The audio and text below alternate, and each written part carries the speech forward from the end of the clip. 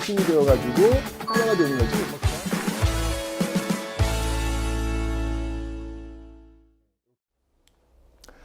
네, 안녕하세요 여러분들. 역사는 차차상 르단 빵. 자, 여러분들, 우리 시대의 과제는 뭐라고 생각을 하십니까? 진짜 요즘 그런 것 같아요. 뭔가 혐오와 갈등, 이런 것들이 점점 뭐 세대 간의 갈등, 젠더 간의 갈등, 하여튼 여기저기서 이 갈등의 어떤 모습들이 많이 노출되고 있는 것 같아요. 우리 시대의 과제는 이런 것들을 어떻게 조정해서 또 다음 세대에게 그런 것들이 없는 세상을 물려줄 수 있을지를 고민해야 되지 않을까라는 어떤 그런 생각을 한번 해보게 됩니다. 근데 여러분들, 오늘 우리가 배울 이 고려, 특히 태조 왕건을 잘 보시면 그 갈등 구조를 어떻게 풀어나가는지 그런 모습들에 대한 단서를 좀 찾을 수 있을 것 같아요. 왜냐하면 후삼국이라고 하는 시대, 뭐 후고구려, 후백제 신라가 서로 다투고 싸우고 있던 어떤 그런 시대, 그런 시대를 통일한 인물이 태조 왕건입니다. 그죠? 그 태조 왕건의 가장 큰 숙제는 이런 어떤 그 갈등 구조를 어떻게 풀 것인가, 이게 가장 큰 숙제였을 것 같아요. 그리고 그 숙제에 대한 답을 찾았고 결국 고려를 건국했고 후삼국을 통일하는 그런 결과물을 찾았단 말이죠. 그래서 오늘 한번 이 태조 왕건이 어떻게 이런 갈등 구조를 풀어나가고 있는지, 그런 것들을 한번 좀 살펴볼 필요가 있지 않을까라는 생각이 드는 거예요. 그거는 바로 지금 이 땅 한반도도 지금 분단되어 있지 않습니까? 분단된 이 한반도를 하나가 되었을 때, 하나로 만들었을 때 또 거기서 발생할 수 있는 문제들, 이런 것들을 어떻게 해결할 수 있을지는 단서, 그 단서를 좀 찾을 수 있지 않을까 생각이 들어요. 태조 왕건, 정말 그 포용과 융합의 아이콘이라고 할 수 있는 이 태조 왕건의 모습을 한번 여러분 보시면서 여러분 인생에도 한번 적용해 봐요. 여러분이 서로 미워하는 사람이 있고 또 싫어하는 사람이 있고 또 여러분 또 시기하는 사람도 있고 많이 있지 않습니까? 그죠? 그런 사람들과 어떻게 융합해서 살아갈 수 있을지도 한번 이 태조 왕건의 모습을 보면서 한번 여러분들이 찾아보시면 좋겠습니다. 자, 포용과 융합의 아이콘, 고려 건국한 태조 왕건부터 출발하도록 하겠습니다.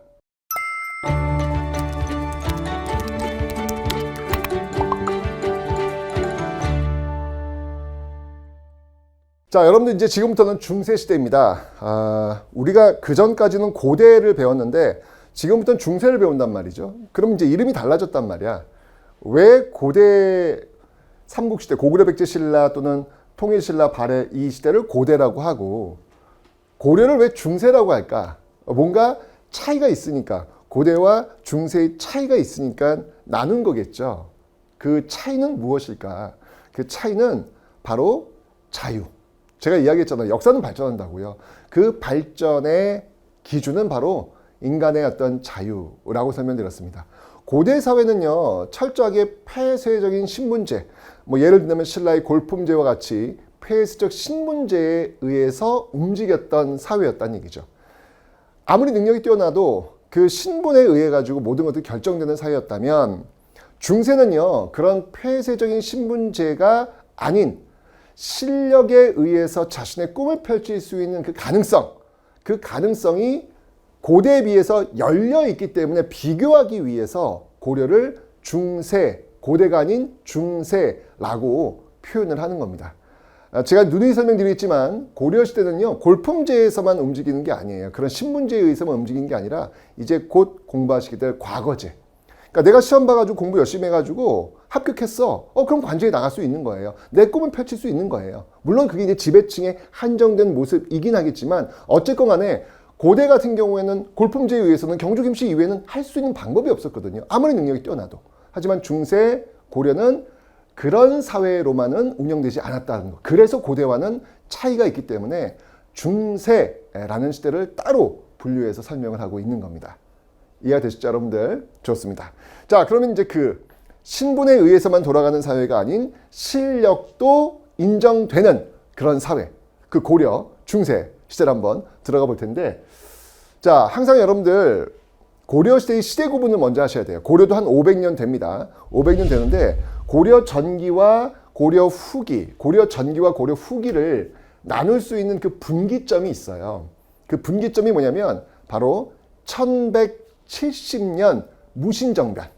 네, 바로 이 무신정변을 기점으로 해서 고려 전기와 고려 후기로 나뉜다라고 하는 것을 여러분들이 놓치시면 안 됩니다. 항상 고려시대는 두 시기로 구분하셔야 돼요. 이거 제가 이제 나중에 설명드렸지만 조선시대도 마찬가지예요.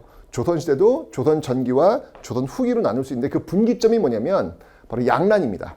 특히 임진왜란 1592년을 기점으로 해서 이 조선 전기와 조선 후기로 나뉘거든요. 고려시대 역시 마찬가지란 얘기예요. 1170년 무신정변을 기점으로 해서, 무신정변이 뭐냐면 군인들이 난을 일으킨 거죠. 이 무신정변을 기점으로 해서 고려 전기와 고려 후기로 나뉜다는 걸 일단 딱 염두에 두세요.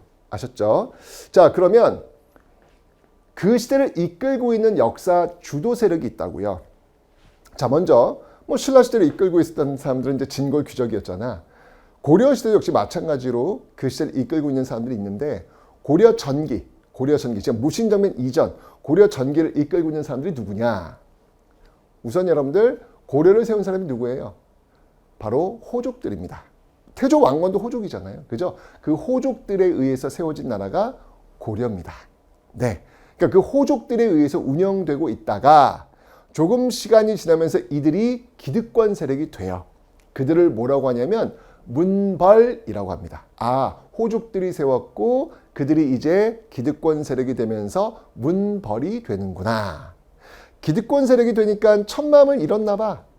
천마음을 잃었나 봐. 그 천마음을 잃게 되면서 결국은 그들이 역사에서 퇴장할 세력이 되는 거예요. 문벌들이. 누구에 의해서? 그게 바로 무신들의 칼에 의해서.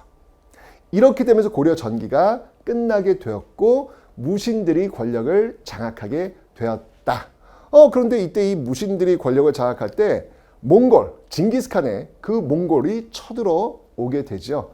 자, 그 과정 속에서 그들과의 항쟁을 벌이게 되는데 결국은 항복을 하게 됩니다. 그 이후에 바로 그 몽골이 세운 나라 원, 그 원의 간섭기가 시작되는데 그 원 간섭기에 그 원의 빌부터 성장하는 세력들이 있다고요. 그들을 우리는 권문세족이라고 합니다. 권문세족.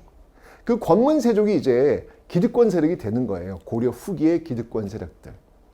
자, 그 기득권 세력들 역시 마찬가지로 기득권이 되면서 천마음을 잃게 되면 더 이상 역사를 이끌어 나갈 수 있는 동력을 잃어버리게 되죠. 결국 새로운 비주류, 바로 고려 말 등장했던 신진사대부들, 그 대표적인 인물들이 정도전, 정몽주와 같은 그 신진사대부들, 그 신진사대부들이 등장하면서 결국 권문세족들이 퇴출되고 신진사대부에 의해서 세워진 나라, 그 나라가 바로 조선이 되는 겁니다. 네, 이렇게 여러분들 고려 500년을 시기 구분을 먼저 하셔야 돼요. 시기 구분 다시 한번 1170년을 기점으로 고려 전기와 고려 후기로 나뉜다. 그 고려 전기를 이끌고 있었던 세력들이 바로 호족, 이후에 기득권 세력, 문벌 된 것이고 그 문벌들이 무신들에 의해서 날아갔고 결국 무신들이 원과의 어떤 그 몽골과의 투쟁 과정 속에서 결국 패배하면서 이후에 원의 빌부터 성장하는 권문세족들이 등장했고 이들이 이제 비주류, 바로 신진사대부에서 또 날아가면서 고려시대가 끝나게 되는 그 흐름들을 여러분들이 일단 딱 머릿속에 박아두고 계셔야 됩니다. 이해되시죠, 여러분들? 이게 바로 고려시대 구분이 되겠습니다. 자, 큰 그림. 항상 역사는요, 이렇게 숲을 먼저 보셔야 돼요. 예, 큰 그림, 숲을 먼저 보시고, 그 다음에 거기에 있는 나무들을 하나씩 보셔야 합니다. 제일 중요한 게 바로 이 시대 구분이었다라는 걸 보시고요. 자, 그럼 지금부터 호족들이 세운 나라 고려 전기 초기의 모습을 한번 살펴보도록 하겠습니다. 자, 먼저 여러분들 이 태조 왕건입니다. 자, 태조 왕건은 어떻게 해서 고려를 세웠느냐? 바로 그 호족들과 손을 잡고 고려를 세웁니다. 우린 이걸 호족연합이라고 하는 것이죠. 그러니까 쉽게 얘기하면 태조 왕건 혼자 이 고려란 나라를 운영할 수 있는 힘은 없었던 거예요. 그럼 어떻게 해야 돼? 여러 사람들과 손 잡고 간 거지. 나 혼자 하고 싶지? 나 혼자 하면 좋지. 근데 그게 지나치면 아무것도 할 수가 없어요. 내가 조금 자존심을 좀 상하더라도, 자존심을 좀 내려놓더라도, 내가 하고 싶은 걸 좀 못하더라도 뭔가 멀리 보고 큰 뜻을 이루려면 썩 마음에 안 드는 사람들하고도 손 잡을 수 있는 그런 모습들이 필요하다는 거예요. 이거 굉장히 중요한 겁니다, 여러분들. 여러분 일상에서도 역시 마찬가지예요. 나는 저거 하기 싫은데, 난 저 사람하고 일하기 싫은데, 나는 그냥 내가 하고 싶은 거 하고 싶은데, 뭐 이런 어떤 생각 가질 수 있잖아요. 근데 조금 더 멀리, 내가 지금은 이것밖에 못하지만 좀 더 많은 걸 하기 위해서는 내가 지금 조금 욕심을 내려놓더라도 내가 그들하고 같이 힘을 합쳐가지고 파이를 키우는 거죠. 파이를 키운 다음에 그 다음에 비로소 내가 할 수 있는 것, 내가 보여주고 싶은 것, 내가 능력을 펼칠 수 있는 것들을 마음껏 할 수 있는 공간을 만들어내는 거거든. 근데 여기까지 가야 되는데 지금 현재는 그게 쉽지가 않은 거지. 근데 태조 왕건은 그런 어떤 큰 그림을 그렸던 것 같아요. 일단 나 혼자 이 고려란 나라를 운영할 수 있는 그 힘은 없으니까 일단은 여러 세력들과 손 잡으면서 일단 출발시키는 그런 모습들을 그려놓은 겁니다. 그래서 호족 연합 정권이다. 그러니까 당연히 태조 왕건의 힘은 강하겠어요, 약하겠어요? 약하죠. 네, 약한 거야. 이건 아는 거야. 나 이렇게 누구가 이렇게 손잡으면 내 발언권이라든지 내가 하고 싶은 거 이거 마음대로 할 수 없다는 거 아는 거야. 알지만 그래도 일단은 대의, 새로운 나라를 세운다는 그 대의, 그거를 이루기 위해서는 어쩔 수 없이 내 힘을 좀 내려놓는 선택을 하게 되는 것이죠. 자, 이렇게 해서 태조 왕건의 호족 연합정을 출발하는데요. 자, 태조 왕건의 숙제, 새로운 나라를 세웠단 말이에요. 제일 중요한 게 뭐예요? 이거는 뭐 어느 시대나 마찬가지야. 민생 안정. 지금 후삼국 시대에 얼마나 전쟁이 많아요. 공고신일, 공산전투, 고창전투, 뭐 1, 2천 전투. 너무 전쟁이 많아. 사람들 엄청 죽었단 말이야. 새로운 나라를 세우려고 그래. 제일 먼저 뭘 해야 돼? 민생 안정시켜야죠. 그게 왕으로서, 리더로서 할 제일 중요한 일 아니겠습니까? 그 민생 안정이 제일 중요한 게 바로 세금을 깎아주는 겁니다. 네, 세금 깎아주는 거 최고입니다. 그 다음에 흑창. 흑창은 뭐냐면 여러분들 창고예요. 나중에 이제 이게 의창이 되는데 의창은 뭐냐면 의로운 창고라는 의미가 되겠죠. 여러분들 고구려 고국천왕 진대법 기억나십니까? 역사상 최초의 구휼제도, 기록상 최초의 구휼제도가 바로 고국천왕의 진대법이었다. 봄에 곡식 빌려주다 가을에 갚도록 하는 제도. 그 전통을 이어받은 게 바로 태조 왕건 때 흑창이라는 제도였다. 이런 어떤 것들을 시도하면서 이제 민생을 안정시키려고 하는 거예요. 자, 그 다음에 제일 중요한 게 이 호족들과 같이 가잖아. 그럼 이제 그들에 대해서 어떤 정책을 펼쳐야 될지 고민이 많겠죠. 자, 여기서 바로 융합과 포용의 아이콘, 태조 왕건의 진면목이 드러납니다. 어떻게 그 지역의 실세들과 하나가 될 수 있을까? 고려라고 하는 나라 속에서 우리가 어떻게 하나가 될 수 있을까? 고민하다가 태조 왕건이 선택한 방법은 뭐였냐면요. 패밀리였어요. 가족을 만드는 거야. 나의 라이벌이야. 쟤가 나를 언젠가 칠지도 모르겠어. 쟤 때문에 내가 하고 싶은 일을 못할 것 같아. 어떻게 해야 되지? 내 가족으로 만드는 거예요. 이런 방식으로 태조 왕건은 정책을 선택합니다. 그 대표적인 게 바로 이 사성제도라는 겁니다. 사는 뭐냐면요. 내릴 사자예요. 성을 내려주는 거야. 왕씨 성을 내려주는 거예요. 너 이제부터 왕씨해. 우리 왕가야. 왕씨 패밀리야. 또는 성을 주는 거죠. 이런 식으로 사성제도라는 것들을 지금 두고 있고요. 그 다음이 더 중요한 거. 결혼 정책을 선택합니다. 여러분들 태조 왕건의 부인이 몇 명인지 아세요? 무려 29명. 와, 내가 왜 이렇게 부러워하지? 이러면 안 되는데? 네, 이러면 안 되는데. 네, 부인이 무려 29명. 와, 이거 뭐 하루에 한 명씩만 만나도 한 달이에요. 그죠, 여러분들? 이분 왜 이러셨을까? 네. 아주 재밌는 일화가 많습니다. 뭐 예를 들면은 어느 집안, 어느 지역, 어느 지역에 갔는데, 이 지역이 좀 세 보여. 그러면 그 지역의 호족의 딸과 결혼을 하는 거예요. 그러면서 그 호족과 사돈지간이 되는 것이지. 이런 식으로 결혼 정책을 통해 가지고 당시 어떤 그 모습들을 안정화시키려고 했다. 바로 호용과 융합의 아이콘 태조 왕건은 바로 이런 방식. 가족을 만드는 거예요. 가족을 만들면서 우리가 하나의 어떤 그 결속력을 만들겠다라는 정책을 통하고 있는 겁니다. 아우, 29명 부인을 다 이게 케어하는 거, 야, 쉽지 않아요, 여러분들. 쉽지 않습니다. 네. 어쨌건 그거를 그 어려운 걸 태조 왕건이 해낸 겁니다.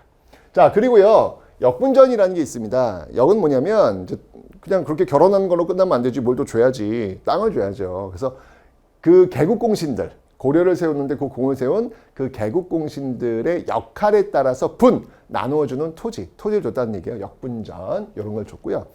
그 다음에 또 어떤 걸 했냐면 그 지역의 그 세력들한테 사심관이라고 하는 자리를 줍니다. 사심관은 뭐냐면 그 지역에서 혹시 반란이 일어나면 그 지역의 실세가 책임을 지는, 연대 책임을 지도록 하는 거예요.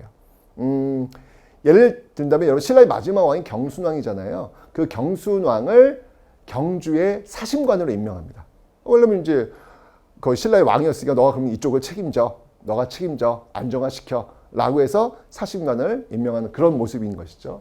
그 다음에 기인제도, 인질도 와요. 거기 그 호족의 어떤 그 자제들을 개경에 데려다가 혹시 거기서 반란 벌어지면 아들 먼저 죽이는 거지. 이런 어떤 기인제도. 이건 나중에 그 전에 우리 배웠죠. 문무왕 때 그 상수리 제도, 거기서 연유되고 있다라고 설명드렸는데, 바로 이런 식으로 자신과 함께 손을 잡았던 그 호족들과 어떻게 조화롭게 융합할 수 있을까에 대한 어떤 그런 정책들을 굉장히 고민하면서 만들었다라는 걸 보시면 되겠습니다. 그런데 이제 여러분들, 이제 이건 문제가 있어요. 부인이 29명이야. 그럼 그 부인들은 각자 어떤 생각을 갖고 있을까? 자신이 낳은 자식이 태조 왕건의 뒤를 잇기를 바랄 거 아니겠습니까? 그러니까 태조 왕건은 나름대로 그 당시에 안정화시킬 수 있지만, 태조 왕건이 죽은 이후에는요, 야, 이것도 콩가루 집안 되는 거야. 내가 왕이 될 거야 라고 이제 벌어질 수 있잖아요. 실제로 그렇게 돼요. 근데 어쨌든 태조 왕건은 그걸 예측하고 있는 거야. 그래서 유언을 남겨요. 걱정되는 거야. 야, 부인이 29명인데 거기서 나오는 아이들 이거 나중에 싸울 텐데 이거 어떻게 해야 되나 고민하다가 이제 유언을 남기는 거야. 그래서 그게 훈요 10조라고 하는 유언을 이렇게 남기면서 나중에 왕위 계승은 어떻게 할 것이며 어느 지역의 사람은 쓰지 말 것이며 뭐 이런 걱정거리들을 다 적어놓은 것이죠. 네, 이런 훈요 10조도 태조 왕건이 줬다. 이게 호족 연합 정권이다 보니까 이런 어떤 걱정들과 결과들이 나오게 되는 것이죠. 그리고 중요한 거, 고려입니다. 고려. 이름이 여러분들 어디에서 연결되는 거예요? 고구려. 고구려의 수도가 어디예요? 평양이었습니다. 이 당시 평양을 뭐라고 불렀냐면 서경이라고 불렀거든요. 서경. 서쪽에 있는 수도라는 의미죠. 서경이라고 불렀는데 이 서경 평양을 중시 여깁니다. 네, 그래서 북진정책, 이 개경 위쪽에 있는 서경, 여기에 자주 가요. 자주 가서 거기를 머물면서 이 지역이 중요하다는 것을 알리려는 그런 모습들도 보였죠. 자, 이렇게 태조 왕건은요, 민생 안정은 너무 기본이고, 세금 깎아주고, 뭐, 이게 참고, 이게 흑창 만들어가지고, 굶어 죽지 않도록 하는 건 기본이고, 호족 정책이 제일 중요해. 포용과 융합의 아이콘 태조 왕건, 특히 결혼과 사성이라는 어떤 이런 가족 정책을 통해가지고 하나가 되었다라고 하는 것을 여러분 꼭 기억하시면 되겠습니다. 아셨죠? 자, 그런데, 역시나, 훈요 10조라고 유언을 남겼지만, 태조 왕건이 죽으니까요, 역시나, 태조 왕건의 그 아들들만, 부인이 29명이야. 아들들만 25명이에요, 여러분들. 이게 서로 왕이 되겠다고 난리가 난 거예요. 서로 죽이고 죽이는 어떤 그런 혼란스러운 모습이 나올 수밖에 없었겠죠. 약간 좀 어려움이 있다가 그 혼란 속에서 뭐 사람들이 자꾸 바뀌어, 왕들이 바뀌어. 그러다가 왕위에 오른 사람이 있으니 그게 바로 광종이라는 사람입니다. 광종. 자, 이 광종은요, 굉장히 무서운 사람이에요. 광종도 아는 거야. 야, 이거 왕위에 올라갔다가 자칫하면 내가 죽을 수도 있겠구나. 이 왕위 자리를 노리는 사람이 너무 많잖아요, 지금요. 태조 왕건이 뿌린 씨앗들이 너무 많이 있으니까. 이럴 때는 어떻게 해야 될까 고민하다가 이 광종은 한 7년 동안 아무것도 안 해요. 아, 무서운 사람이에요. 7년 동안 이 광종, 나는 뭐 그냥 너희들 말 잘 듣는 그냥 고분고분한 사람이야 라고 하면서 뭔가 어떤 태조 왕건의 그 광종의 카리스마를 보여주질 않아요. 이거 되게 무서운 사람입니다. 그러니까 7년 동안 그 고분고분 신하들 말 잘 듣는 듯 하다가 개혁 정책을 하나 꺼내듭니다. 그게 말하면 노비 안건법이에요. 뜬금없이 호족들한테 지금 이제 국가 재정이 조금 어려운 것 같으니 당신들 원하는 대로 하다 보니 국가 재정이 별로 안 좋소. 그러니 노비들은 여러분들 그 호족들의 재산이에요. 재산. 그 재산 노비들은 국가에 세금을 내지 않아요. 근데 이 노비들이 너무 많은 거야. 호족들의 파워가 너무 세니까.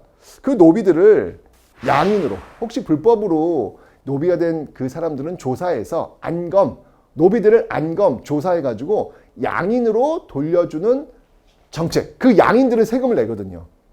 그 양인들이 많아져야 국가 재정이 풍성해지는 것이고, 국가 재정이 풍성해져야 국가가 안정화될 것이고, 국가가 안정화돼야 당신들도 자리 보존하면서 먹고 살 것 아니냐.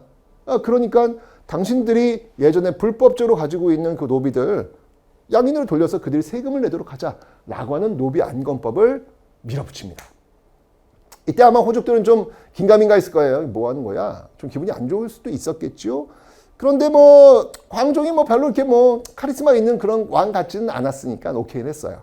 자, 그래서 그 호족들의 많은 노비들이 양인으로 바뀌게 됩니다. 이 노비들은 여러분들 어떻게 보면 호족들의 군사력도 될 수 있는 거잖아요. 이건 바로 광종의 큰 그림이었던 거예요. 먼저 그 호족들의 팔과 다리를 잘라놓는 것이지. 그리고 나서 두 번째 개혁, 바로 과거제를 실시합니다. 과거제는 뭐냐면 이 쌍기의 건이, 이 외국인이에요. 이것도 참 대단한 게 고려 시대 때 여러분들 장관이 외국인이야. 이게 얼마나 고려가 열려 있는 나라야. 여러분들 지금 우리나라에 외국인 장관 있습니까? 한 명도 없어요. 한 명도 없어요. 예. 근데 만약에 우리나라의 장관이 외국인이라고 한번 가정해 보세요. 여러분들 어떨 것 같아요? 여론 좋을까요? 아마 안 좋을걸요. 아직까지도 우리 사회는 그런 것들이 열려있지 않은 듯해요. 하지만 역사 속 보면요, 이렇게 외국인들을 등용해서 개혁을 밀어붙이는 모습들이 있었다는 이야기예요. 광종은 외국인 쌍기를 등용해가지고요, 바로 이 과거제를 밀어붙이게 됩니다. 시험 보라는 얘기예요. 너희들 지금 개국공신들 칼의 힘, 뭐 어떤 그 힘에 의해서 고려를 세우긴 했는데, 이제부터는 이제 고려란 나라가 운영되기 위해서는 너희들도 실력 있는 사람들이 정치에 나서라. 그러기 위해서는 너희 시험 보겠다는 얘기예요. 시험 보겠다는 얘기. 여러분들 시험 보기 때문에 여러분들 좋습니까? 안 좋습니까? 안 좋지. 이 세상 누가 시험 보는 걸 좋아하겠어? 여러분 기억납니까? 신라 말기에 원성을 엄청 들었던 왕 누구예요? 원성왕. 뭐 하려고 하다가 시험 보려다가 독서 3분과라는 시험 보려다가 원성 많이 들었잖아요. 그래서 이름이 원성왕 아니야. 여러분들 그렇게 믿는 건 아니죠? 네, 이게 외우기 쉬우라고 얘기를 하는 거야. 어쨌건 실패했다고요. 실패했다고요. 그런데 광종은 이 과거제를 밀어붙입니다. 자, 이러니까 호족들이 열받겠죠. 뭐? 나를 테스트하겠다고? 내 자식들을 테스트하겠다고? 이게 하면서 들고 일어나는 거예요. 광종은 이걸 기다렸는지 모릅니다. 그들이 들고 일어나자 그 개국공신들을 가차없이 숙청합니다. 왜? 숙청하기 전에 이미 그 작업 해놨잖아. 노비 안건법을 통해서 그들의 군사력을 약화시켜놨잖아. 그러니까 노비 안건법이 먼저 시행되었던 거예요. 그리고 과거제를 밀어붙인 겁니다. 이러면서 정말 그 순하디 순한 광종이 돌변을 하는 것이죠. 그 손에 피를 철철 묻히면서 고려 태조 왕건과 함께 고려를 세운 그 개국공신 집안들, 그 호족들을 박살을 냅니다. 박살을 냅니다. 정말 잔인한 피해 숙청이 이 광종 때 이루어지게 되는 것이죠. 그래서 이 광종은 빛광자가 아니라 미칠 광자다라고 표현하는 사람들도 있어요. 정말 엄청나게 사람들을 죽입니다. 엄청난 그 호족들을 숙청하는 작업. 그리고 그들한테 유니폼 입히는 거예요. 넌 나의 신하야. 빨간색 입어. 파란색 입어. 공복제정. 이거 딱 서열을 딱 잡아놓는 거예요. 이러면서 칭제건원. 나 황제야. 이제부터 연호 쓸 거야. 그러니 나한테 복종해. 라고 하는 카리스마를 완전 보이게 되는 거죠. 그때 연호가 광덕준풍이라고 하는 그 연호를 사용하면서 정말 1인자의 모습으로 등극하게 되는 이 광종. 얼마나 치밀합니까? 7년 동안 조용히 아무것도 하지 않았어. 그러다가 부탁을 하는 거야. 노비안건법, 노비들을 양인으로 해줘. 그 다음에는 과거제로 밀어붙여. 역모가 일어났어. 피해 숙청이 이루어져. 그리고 나는 황제가 되는 거야. 이건 내가 볼 때 어느 플랜을 그 7년 동안 아무것도 하지 않는 그 시간 동안 아마 그 플랜을 짠 게 아니었을까. 큰 그림. 그 목적에 도달하기 위한 그 큰 그림을 바로 이 광종은 만든 게 아니었을까라는 생각이 드는 거예요. 여러분 인생은 이렇게 살 필요가 있어요.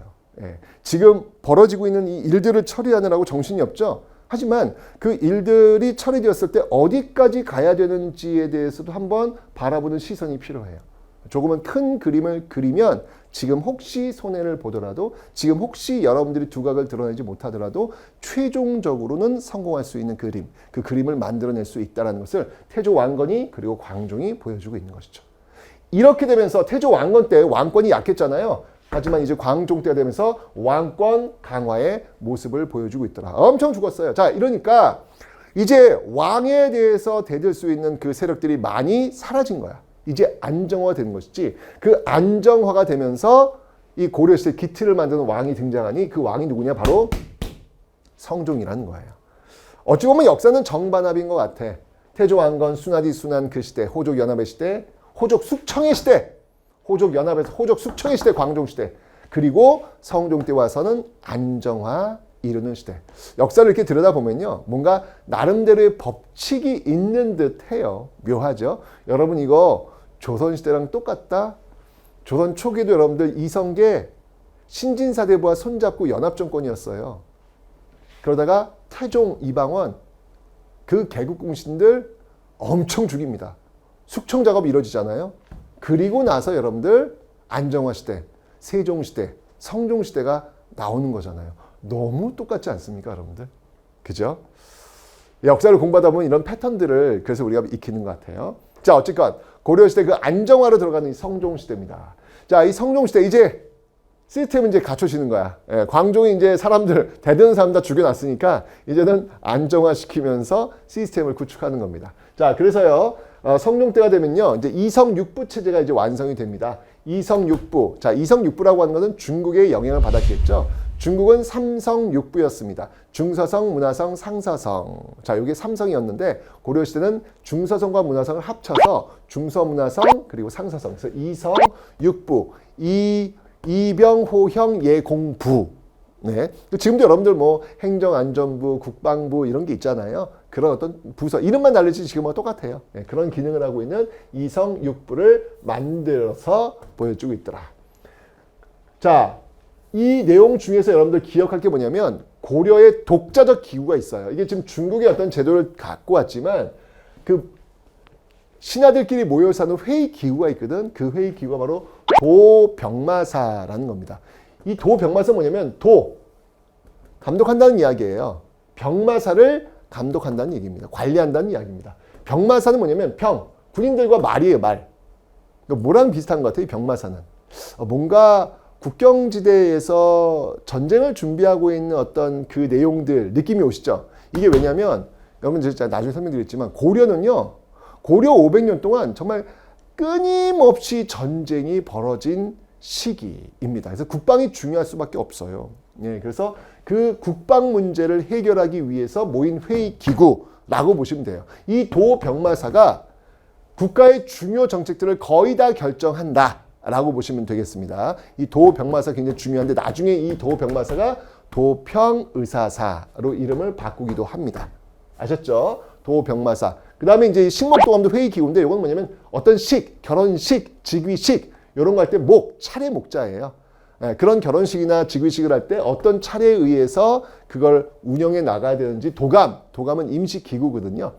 그러니까 예를 들면 결혼식을 해. 그럼 결혼식 준비위원회가 만들어질 거 아니에요? 그런 어떤 회의를 결정하는 식목도감도 있다. 그래서 도병마사와 식목도감에서 국가의 중요한 것들이 결정되고 있는데 제일 중요한 건 바로 도병마사다라는 것을 기억해 놓으시면 되겠습니다. 됐죠?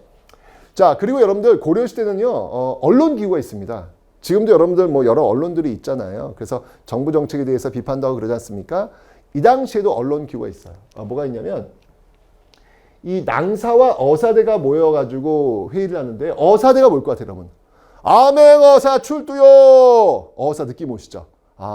관리들을 감찰하는 기구. 그들과 낭사라고 하는 사람들이 모여가지고 회의를 하는 거예요. 이 관리는, 최태성이라는 관리는 상을 줘야 되는 아주 어진 성품의 관리입니다.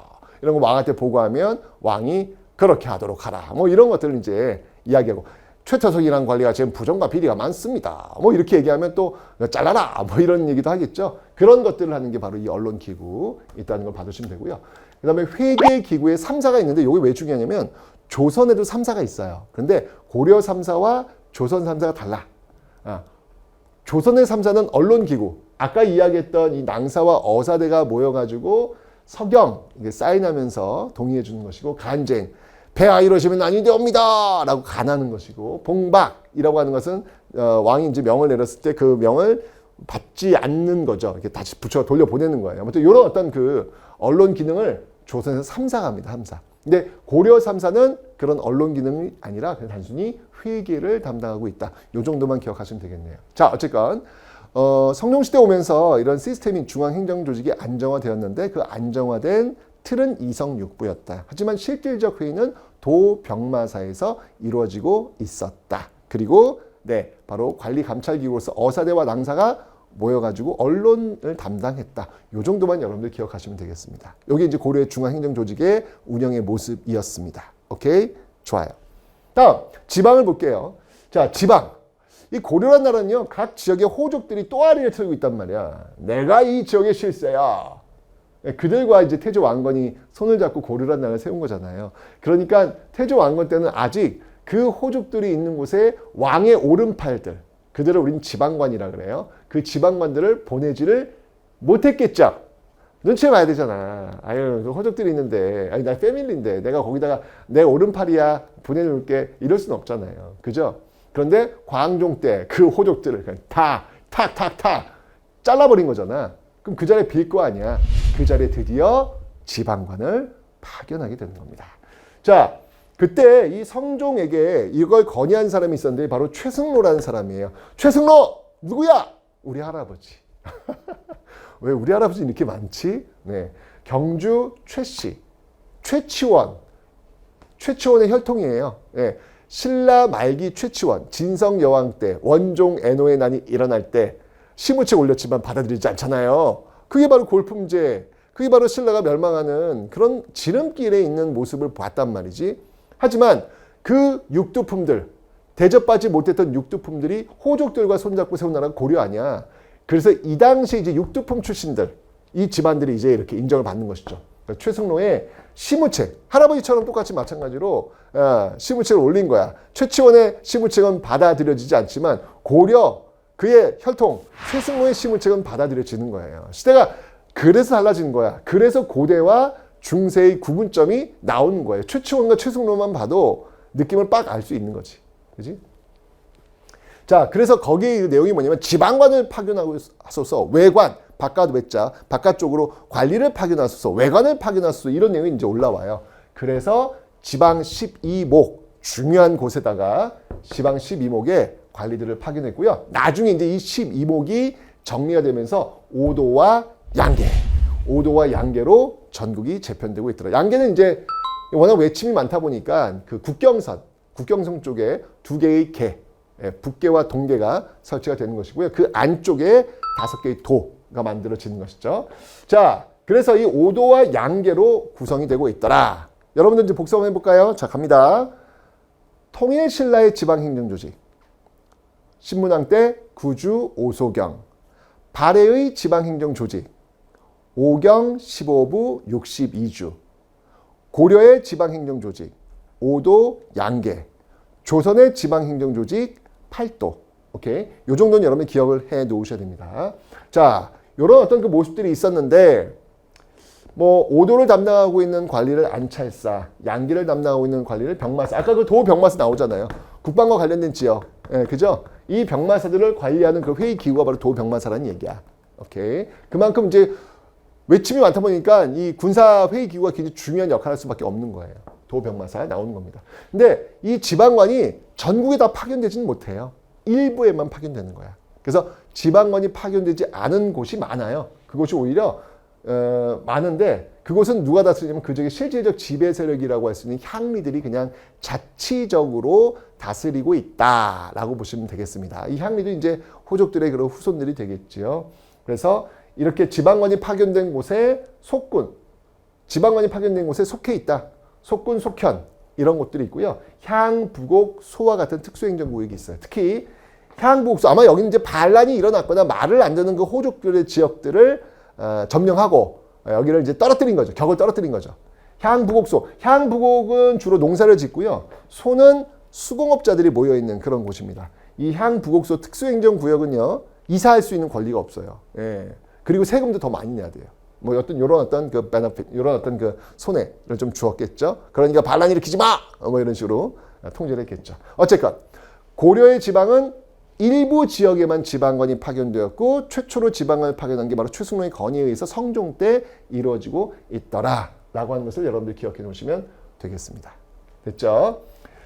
그럼 이제 그 지역을 다스리는 군인들은 뭐냐?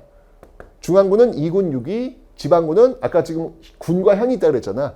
현에 있으면 주현군, 그리고 진, 5도 양계, 요 양계 진이 이제 펼쳐지겠죠? 거긴 주진군. 그래서 주현군, 주진군이 있다는데 이건 한 번만 읽어보는 정도면 충분합니다. 됐죠? 자, 다시 한번 제가 정리해드리겠습니다. 고려는 5도 양계 지방관. 최승로의 건의에 의해서 처음으로 지방관이 파견되었고 전국에 파견된 건 아니어서 속군과 속현이 존재했고 특수행정구역인 향부곡소가 있더라. 이 정도만 기억하시면 되겠습니다. 정리되셨죠, 여러분들? 중앙의 이성육부 하지만 도병마사라는 이 기구를 중심으로 운영이 되었고 언론 기능, 대간, 바로 낭사와 어사대의 언론 기능이 있었다. 중앙은 이렇게 돌아갔고요. 지방은 5도 양계, 최승로의 건의에 의해서 지방 12목에 처음으로 지방관이 파견되었고 그 12목이 재편돼서 5도와 양계로 구성되고 있더라. 양계는 이 군사지역, 예, 군사지역이고요. 그쪽 안쪽에 있는 게 5도로서 행정적 기능을 가지고 있었다. 이렇게 해서 여러분 고려란 나라가 이제 안정화되는 겁니다. 인생이 다 그래요, 여러분들. 처음부터 이렇게 안정화되는 모습은 없어. 처음은 힘들어. 아유, 태조 왕건 얼마나 눈치 보면서, 아이, 예, 알겠습니다, 알겠습니다. 급식, 자존심도 많이 상했을 거야. 정말 고생 많이 했을 거야. 처음은 다 그런 거야. 예, 처음부터 어떻게 이렇게 다 안정화되겠어요. 그죠? 그 다음, 이제 다음 단계에서, 네, 이제까지 칼을 알고 있을 때, 카리스마!